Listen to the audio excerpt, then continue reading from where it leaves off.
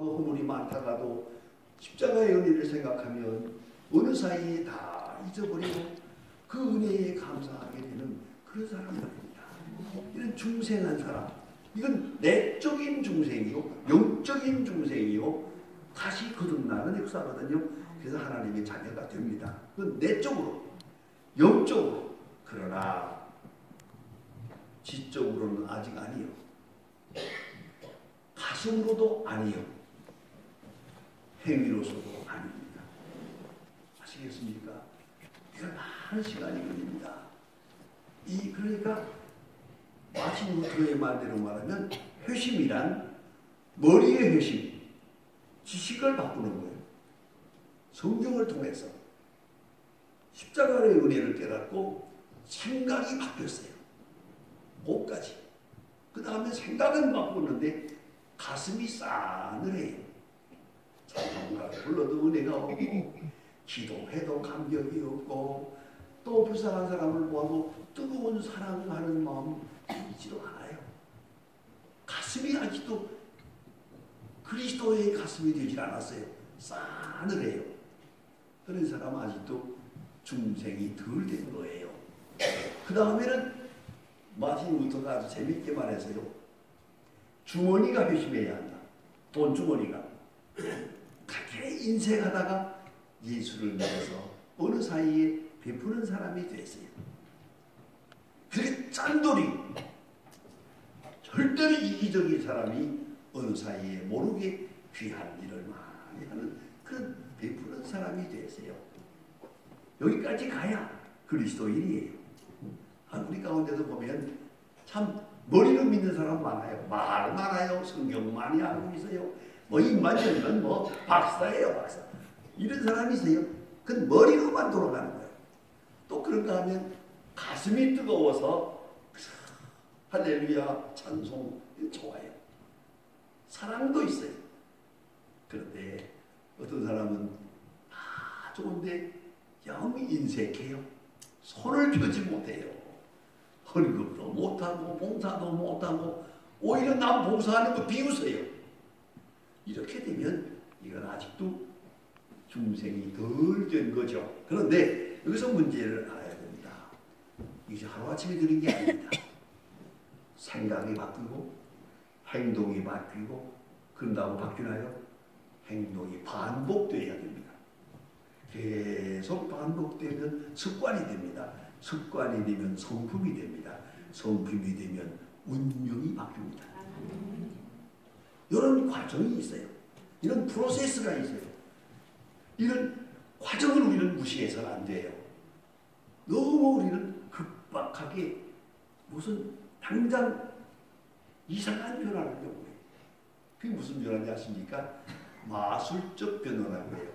학술적인 용어로 매지컬 체인지. 여러분 마술하는 사람들 하는 거 봤죠? 이게 손수건 갖다가 딱 놓고서 손수건 보여주고 이렇게 보여주다가 어이! 가면 비둘기가 나와요. 가면 없어져요. 신기하죠? 속이는 겁니다만 그래도 아니 이렇게 변하면 얼마나 좋겠어요. 그게 바로 매지컬 체인지라는 거예요. 마술적으로 변하는 거. 여러분 사람의 인격이 그렇게 변합니까? 오늘 사랑한다고 해서 그 믿을 수 있나요? 여러분 남편이 오늘부터 절대로 당신만 사랑하겠다고 글쎄 없시다. 그 못된 버릇도 하루아침에 못 고칩니다. 그렇잖아요. 이거 시간이 많이 걸려요. 그러니까 이 성령의 역사, 복음의 역사를 매지컬 체인지, 마술적 변화로 생각하면 안 돼요. 그러니까 오늘 은혜 받았다고 해서 확 돌아가단 말이에요. 운명이 돌아가고 내가 한 번 은혜 받고 했다고 해서 그냥 운명이 바뀌고 딴 사람이 되는 줄로 착각하지 마세요. 그게 바로 잘못하는 거예요. 그때부터 오히려 실수하게 되는 거예요. 그리고 어떤 사람은 자기가 중생했다고 나 못 믿어? 나 믿어달라고. 어떻게 믿노? 그게 하루아침에 믿을 수 있는 거야. 그렇게 돼서는 안 되죠. 그러니까 마술적 변 혹은 메카니컬 체인지라고 해서 기계론적으로 변하는 수도 있어요. 그래서 이렇게 변하면 자동적으로 저쪽도 변하고 이렇게 변하면 저쪽도 변하고 그런 변화로 우리가 성령의 역사와 인격적 변화를 잘못 생각할 때가 있어요. 많이 옵시다. 그런데 우리 한국 사람에게는 네 가지 결정적인 약점이 있답니다. 이것이 문화신학적으로 중요한 얘기입니다. 한번 생각해 주시면 좋겠어요. 첫째가 우리는 다 무당기가 있어요. 무당의 후예들이 저는 할아버지 때부터 예수 믿어서 우리 집에서 무당하는 걸 못 봤어요. 하지만은 깜짝 놀랐어요. 제가 어느 사이에 미국 가서 보고 우리가 이거 아니구나. 여러분 잘 아시잖아요. 사람이 죽었어요. 어떻습니까? 죽은 다음에 죽은 사람하고 옆에서 같이 자겠어요? 아니 서양 사람들은요. 사람이 죽었어요. 옆에 아이들도 같이 가서 할아버지 코도 만지고요. 아이들하고 죽은 사람하고 산 사람이 같이 자요. 아무렇지도 않게. 그 또한 장례식 때도요. 이 관을 딱 열어놓고 장례식이에요.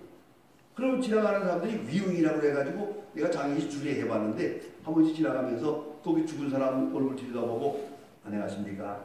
그동안에 사랑 베풀어주신 것 감사합니다. 안녕히 가세요. 하나씩 다 인사한다고 들여다보면서. 그런데 한국 사람들도 거기 서 있거든요. 어떡하나 보자 하고 내가 가만히 봤더니 여기 와서 안 보고 지나가요. 왜요? 꿈에 나타났다 봐. 그러니까 뭐 무당기가 있는 거예요. 이게 우리가 지금 예수 믿다고 하지만은 어느 사이에 오랜 역사 무당의 그 역사를 받아가서 그래요. 그래서 오늘도 가만히 보면 너무 재미있는 얘기가 있는데 좋지 않은 얘기지만 내가 이게 결혼 주례를 부탁해요. 어떤 분이 몇 시에 해주세요 그래. 어디 가서 날짜 잡아가지고 온 거거든 저거. 궁합을 보질 않나 몇 자리를 보질 않나 이사 갈 때 풍수지리를 보지 않나 뭐 하는 짓이요 이게 뭐 하는 짓이 왜 이랬을 것 같아요. 이 무당의 후예들이라서 어쩔 수가 없어. 오랫동안 내려오면서 딸이는 그게 대답은 그래요. 종이 좋은 거지. 이래가지고 어느 사이에. 그래서 제가 가만히 보면은 날짜를 딱 정해가지고 와서 요 시간 결혼 주례 해주십시오. 그러면 제가 수상하게 생각해요. 아니 이날도 좋고 저날도 좋습니다. 그때쯤 가서 아무 날이나 목사님이 시간 있을 때 해주세요. 그 사람이 진짜예요. 그러나 딱 시간을 정하고 말하는 사람은 뭔가 숨은 게 있단 말이에요. 생각해 보세요. 왜 이렇게 꿈자리가 사나워요? 왜 꿈 얘기가 이렇게 많아요? 그다 셔머니즘이에요. 그러니까 우리가 무당의 후예로 살았어요. 그리고 또 한 가지 더 이건 정말 어려운 얘기입니다. 그게 뭐냐면 무당이 늘 말하는 말을 보세요. 무당에 노동이 없어요. 진실하게 살아야 됩니다. 거짓말하면 안 됩니다. 착한 일 해야 됩니다. 무당은 그런 말 안 해요. 복 받습니다. 복을 줍니다. 얼마나 복이 뭡니까? 돈이요. 돈 봅니다. 이거 복채를 내고 구설 한번 하면은 복을 받. 재앙이 떠나고 복을 받습니다. 그래서 우리 한국 사람들은 늘 기도할 때마다 보면 복 달라는 말이 많아요. 복 주세요. 복이 뭐냐? 돈이에요. 이거 언제 이걸 변하게 됐는지. 이건 다른 말로 기복사상이라는 거예요. 여기에 꽉 붙들려가지고 있어요. 돈이면 다 할 줄 아는데 여러분 솔직히 말해봅시다. 돈 있을 때와 없을 때 언제가 행복했습니까? 언제가 믿음이 좋았습니까? 돈 있을 때와 없을 때 언제 진실한 기도를 했습니까? 언제가 신앙이 좋았습니까? 돈은 별거 아니에요. 그것이 우리 신앙생활과는 아주 거리가 멀어요. 그런데 이 돈이 복의 근본인 줄 알고 결정적인 것으로 알고 있는 내용입니다. 여러분 잘 알잖아요. 지금 우리나라에 돈 제일 많은 부자가 지금 벌써 1년 동안 누워 있잖아요. 그건 어쩌라는 얘기예요, 돈이 무슨 상관이 있어요? 그거 못 살려내요. 그 회사를 살리지 못하고 있잖아요. 그 병원이 그 사람 거예요. 그래도 돈 못 걸려. 자, 돈이라는 게 이렇게 무능한데도 우리는 돈이면 다 되는 줄로 착각을 해요. 이 샤머니즘에서 오는 거예요. 그런가 하면 우리는 또 불교의 배경을 가지고 있어요. 그래서 언제나 허무주의가 있어요. 우리나라 사람들이 쓰는 소설, 우리나라 사람들이 쓰는 드라마, 이 연속 방송 자세히 볼 때가 있습니다만 재미있게 보는데 많이 보세요. 좀 더 철학적으로 보세요. 자세히 보면은요. 재미있게 나가다가 마지막에는 이상하게 다 죽어버려 그냥. 주연 배우들이 다 죽어버려 그냥. 간단해요. 인생 무상 끝. 이게 우리 한국의 문학이요. 이거 한국의 문화라고요. 모든 것을 부정적으로 봐요. 어둡게 봐요. 밝게 보는 눈이 없어요. 그래서 문제입니다. 그걸 또 요새는 실존주의라고 해가지고 철학하고 접목을 해가지고 아주 무슨 대단한 철학이라도 하는 것처럼 말하는데 다 쓸데없는 소리예요. 그거는 불교 문화예요. 이걸 알아야 돼요. 인생 무상. 그런가 하면 또 하나는 컨퓨시아니즘이라는 교리가 유교 배경을 가지고 있어요. 만사가 계율적이에요. 이래야 된다 저래야 된다 뭐 묻지 마라. 돌을 달지 마라. 이렇게 해야 한다 저렇게 해야 한다. 만사가 계율적이에요. 자율적이 아니고 계율적이에요. 그래서 힘들어요. 효도를 어떻게 해야 하냐 묻지 않아요. 효도해야 돼. 그래서 복종해야 돼. 이런 식으로 계율적으로 나가기 때문에 우리 신앙생활도 상관된 데가 많아요. 또 율법적이죠. 지극히 율법적이에요. 무슨 얘기입니다만 제가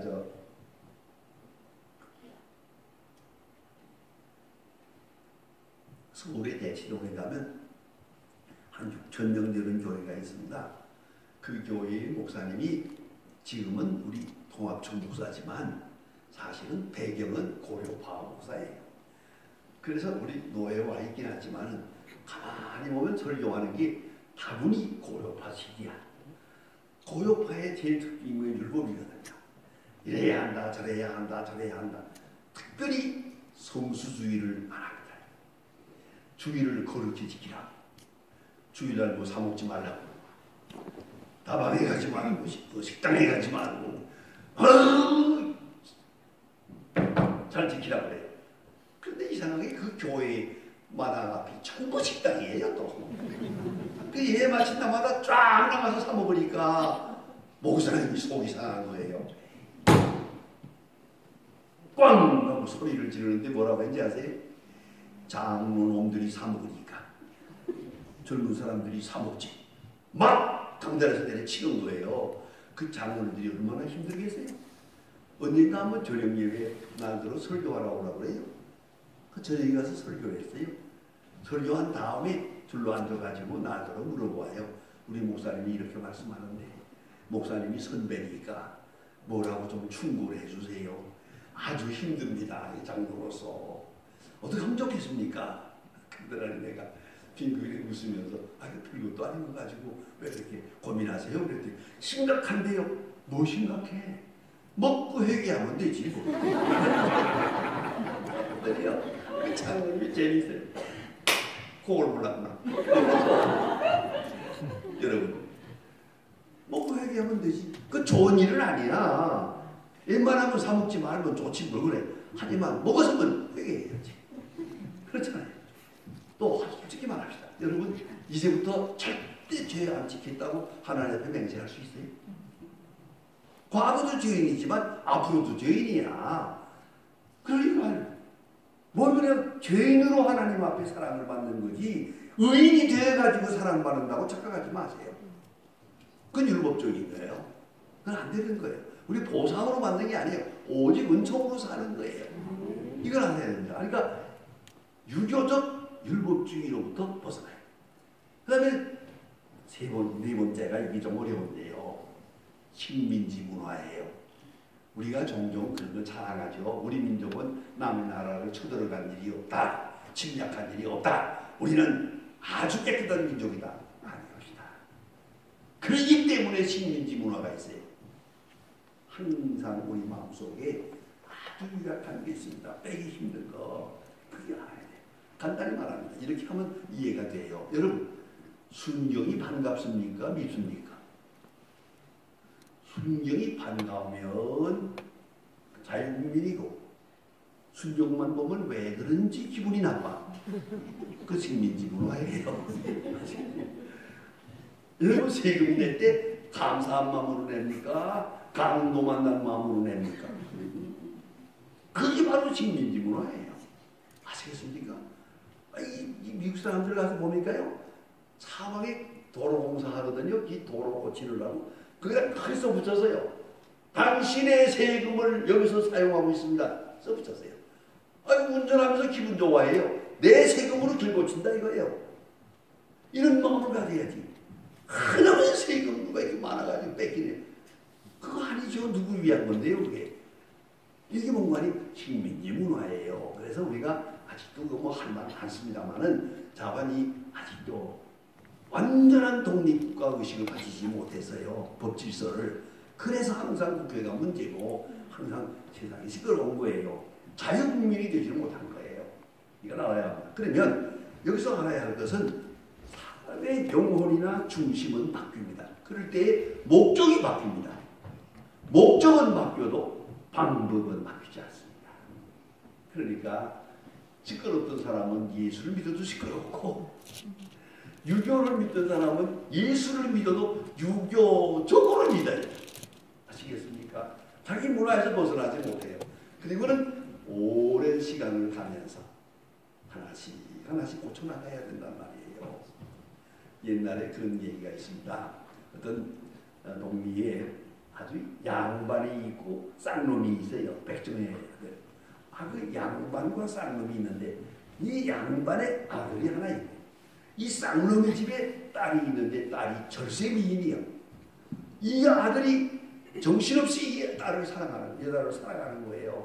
결혼하겠다는 거예요. 그 쌍놈의 여자를 데려올 수 없잖아요. 그래도 아니 이놈이 막 죽겠다는데 어떡하노? 할 수 없이 결혼을 시켰어요. 이 쌍놈의 집의 딸이 양반 집의 규수로 시집을 가요. 그 얼마나 걱정이 되겠어요. 예절을 모르니까. 가서 어떻게 해야 되나 걱정을 하고 있죠. 그때 친정어머니가 가르쳐 줬어요. 별거 없다. 양반 놈이래 별거 없다. 그래서 님자만 붙이면 되느니라. 그래서 그렇군요. 갔어요.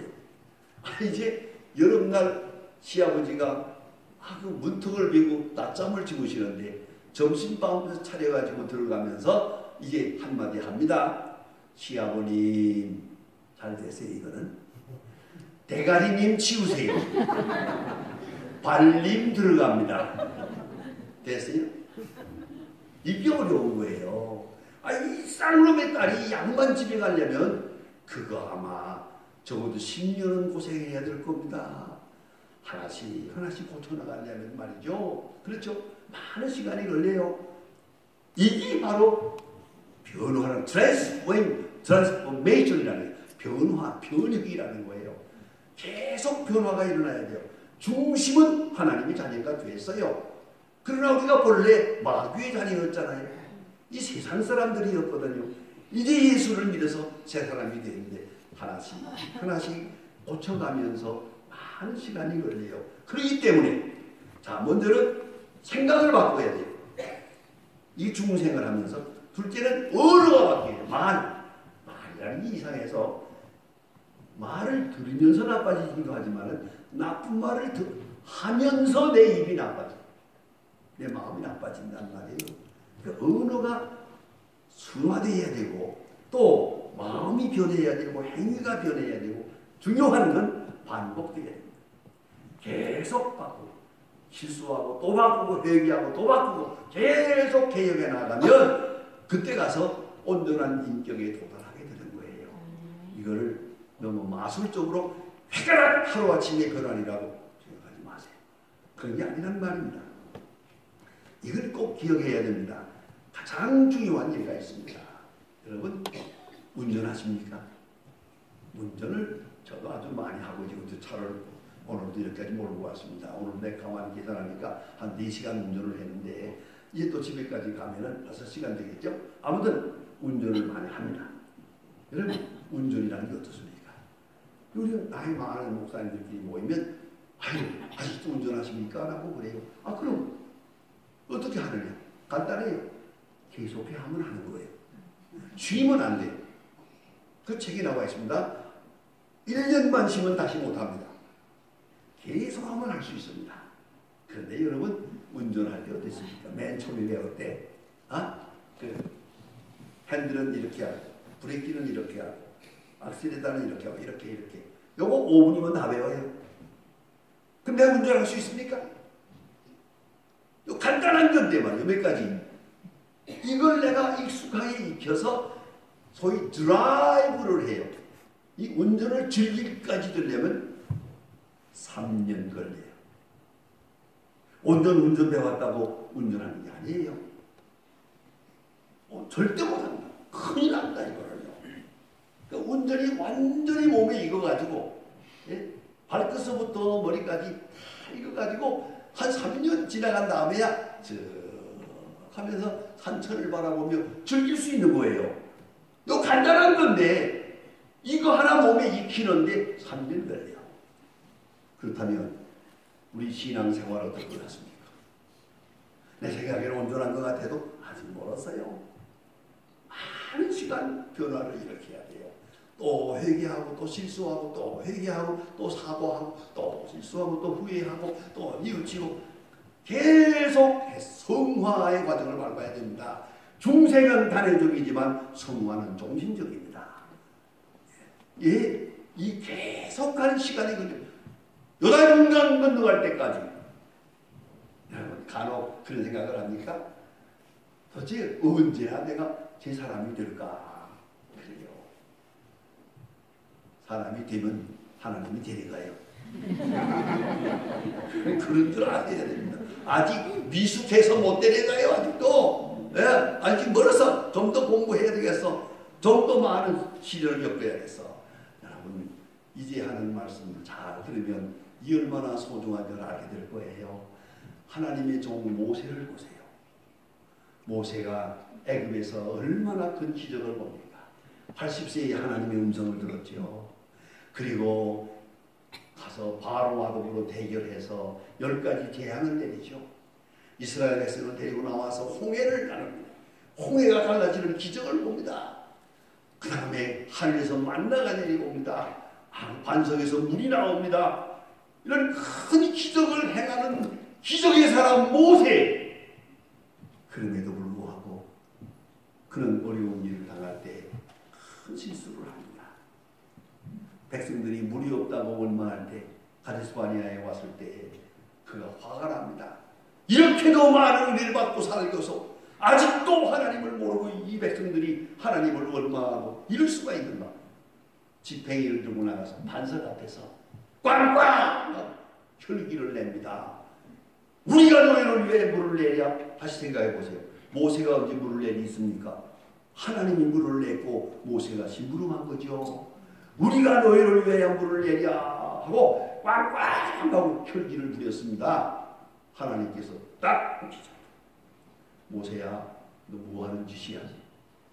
너는 나를 믿지 아니하고 나의 거룩함을 드러내지 아니하고 나를 거역하느니라. 3가지 제목을 딱 정하고 너는 가나안 땅에 못 들어간다. 모세가 가나안에 못 갔습니다. 여러분 다시 생각해 보세요. 모세 같은 사람, 이렇게 많은 은혜를 경험한 사람인데도 불구하고 그 인간성이 온전히 변화되지 못했어요. 혈기를 부리고 망령되게 하다가 하나님 앞에 큰 책망을 받았어요. 하물며 우리가 어떻게 했습니까? 중요한 건 이겁니다. 혹 실수를 하더라도 이상하게 생각하지 마세요. 자연스러운 거예요. 아시겠습니까? 제가 오늘 이 자리에 나오지 않았습니다만 제 비서가 하나 있는데 한 8년 동안 저와 더불어 일을 합니다. 아주 좋은 아가씨가 있는데 얘는 분당에 살고 이 사무실은 강남에 있습니다. 아침에 출근을 하려면 차가 많이 막혀서 실수하게 되거든요. 나는 새벽 체질이라서 6시면 벌써 사무실에 나가 있습니다. 근데 얘는 9시까지 오게 되어 있는데 9시에 먹을 때가 있어요. 차가 막혀서. 그래가지고 9시 반 10시에 들어서요. 얼마나 미안하겠어요. 그러니까 문 열고 들었으면서 목사님 저 늦었습니다. 늦었구나 그러잖아요. 그 다음 말이 중요해요. 목사님 저는 본래 그렇거든요. 저는 그 말이 너무 아름다워요. 비가 와서 그렇습니다. 차가 막혀서 그렇습니다. 어쩌고 구구한 변명을 안 해요. 저는 본래 그렇습니다. 나도 할 말이 없어요. 여러분 어떤 실수에도 변명을 하지 마세요. 남편이 아내들어 음식을 잘못한다고 그래요? 그러세요. 본래 그래요. 당신이 나하고 결혼하기 잘못이지 그 솜씨가 그거밖에 없는데 뭐 그거 갖다 놓고서 돈 좀 벌어와 그러면 내가 좋은 음식 해줄게. 그래 싸우지 마세요. 본래 못하면서 그거예요. 이걸 아셔야 됩니다. 본래가 이게 본래성이에요. 본래성. 이게 회개라고요. 본래 그렇습니다. 저는 하나님 나는 본래 그렇습니다. 이래야 소망이 있지. 요래저래 변명을 하면서 어째서 그렇고 누구 때문에 그렇고 제발 그러지 마세요. 사람 못 쓰게 됩니다. 이거는요. 여러분 모세가 하나님 앞에 큰 장문을 받습니다. 그런 거로 우리는 많은 시험을 통해서 많은 어려움을 겪는 것 같아도 이 모든 것을 통하여 하나씩 버려요. 게으름도 버리고 나약함도 버리고 불신앙도 버리고 조금씩 변화되어 나가고 있는 걸 볼 수 있잖아요. 그래서 오늘 성경 말씀을 자세히 보면은 적어도 우리가 하나님 앞에 나아갈 때 훈련을 받아야 돼요. 훈련이라는 게 뭡니까? 간단한 거지만은 훈련을 받아서 몸에 익히는 거예요. 익숙하게 되는 거예요. 예? 말도 훈련을 받아야 돼요. 우리 얼굴도 훈련을 받아야 돼요. 여러분 얼굴 표정 아까 낮 시간에 얘기했습니다만은 여러분 이제부터 한번 노력해 봅시다. 웃는 얼굴 한번 해보세요. 찌푸리지 마세요. 그런다고 세상 달라지는 것도 아닌데. 그죠? 저는 간단해요. 어떤 분들이 나에게 물어요. 목사님은 어떤 여자를 좋아합니까? 웃는 여자를 좋아합니다. 무조건 웃는 여자. 웃는 얼굴은 다 예뻐요. 예? 여러분 우는 얼굴 예쁜 거 봤어요? 전화 없는 얼굴도 짜증내는 얼굴은 예쁘잖아요. 웃는 얼굴, 화평한 얼굴. 이것도 훈련입니다요. 하루아침에 안 돼요. 훈련을 해봐야지. 자꾸 훈련을 해야 됩니다. 여러분 아침부터 거울 보고 한번 웃으세요. 웃는 얼굴을 좀 훈련하세요. 또 말로 훈련하세요. 어떻게 말해야 좋을까? 훈련이 돼야 됩니다. 제가 하나 좋은 아이디어를 드릴까요? 어느 집에 치매된 시어머니가 있어요. 치매 들린 사람은 기억력이 없어요. 그래서 밥을 먹고도 밥 먹은 걸 몰라요. 잊어버려요. 하고 배고프다고 그래요. 이게 문제라고요. 저녁을 다 같이 먹었어요. 저 다 먹었는데 이것이 먹고 상을 물렸는데 아들이 들어왔어요. 그러니까 이 시어머니가 뭐라는지 아세요? 이거 흔히 있는 일입니다. 얘야, 네 마누라가 밥을 안 줘서 하루 종일 굶었다. 이러는 거예요. 이거 기가 막히죠. 방금 먹었는데 어머니 방금 드렸지 않았습니까? 이런 건 안 되죠. 이 시어머니 며느리가 지혜로웠어요. 어머니 얼마나 배가 고프세요? 곧 드릴게요. 밥을 차렸어요. 다시 차리니까 딱 마주 앉더니 뭐가 딱 들어나가더라고요. 어떻게 하면 좋겠어요? 이 정도가 돼야 되는 거예요. 그거 하고 심히 버리겠어요? 먹었잖아요 어머니. 이렇게 나오면 안 되죠. 그대로 받아들이는 거예요.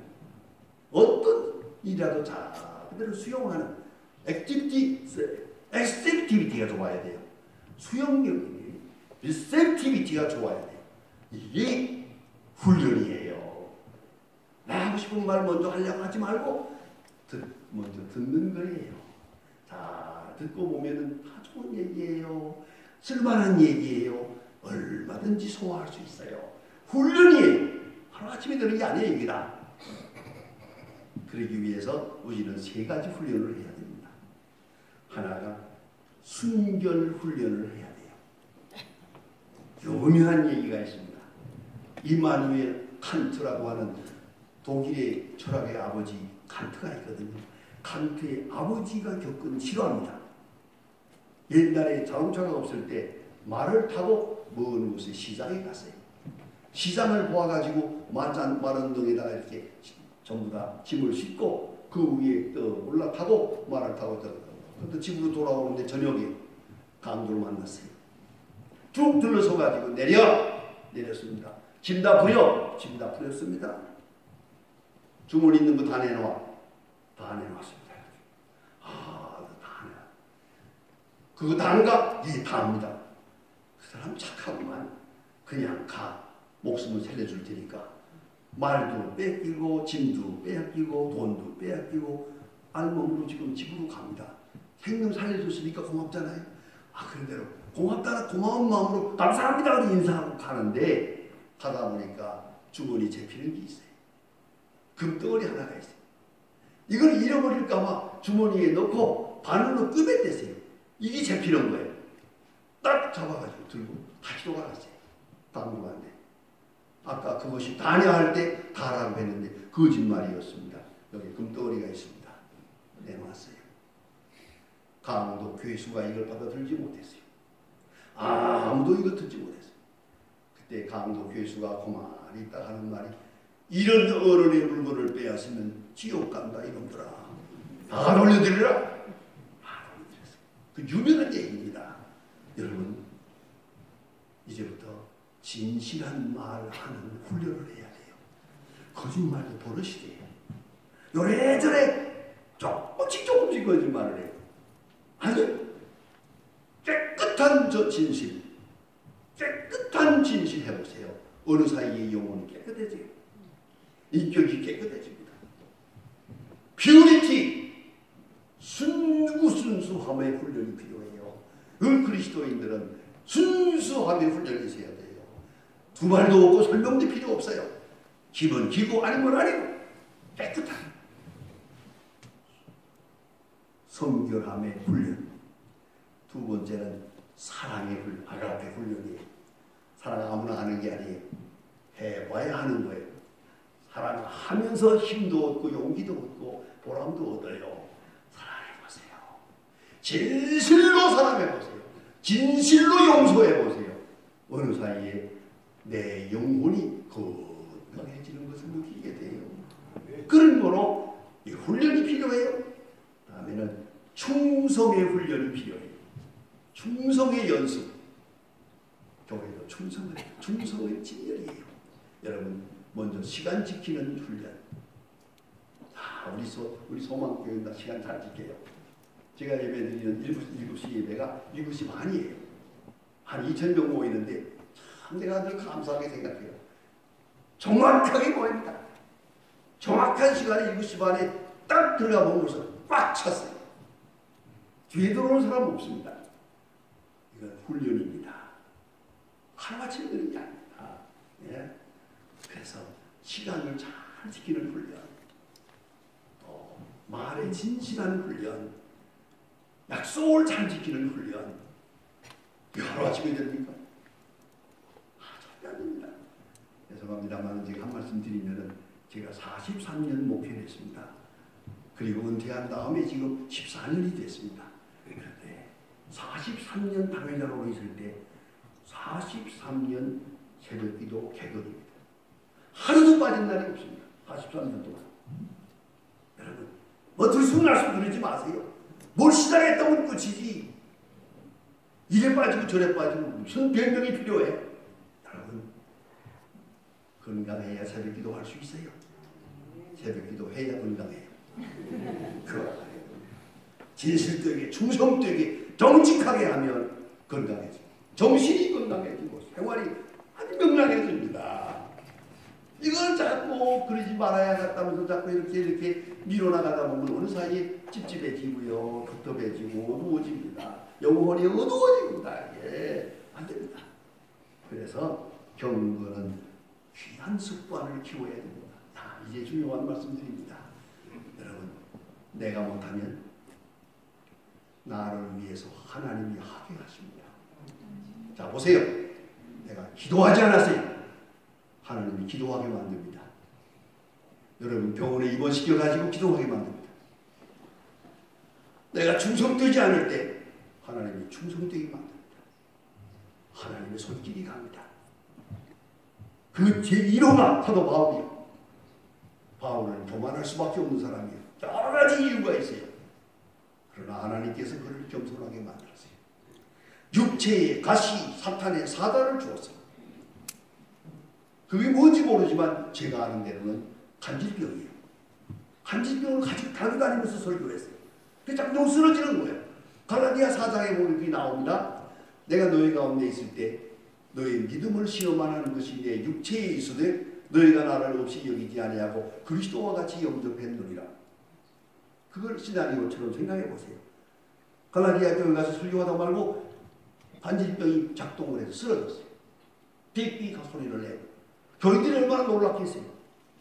그러나 그들이 시험당하지 않았어요.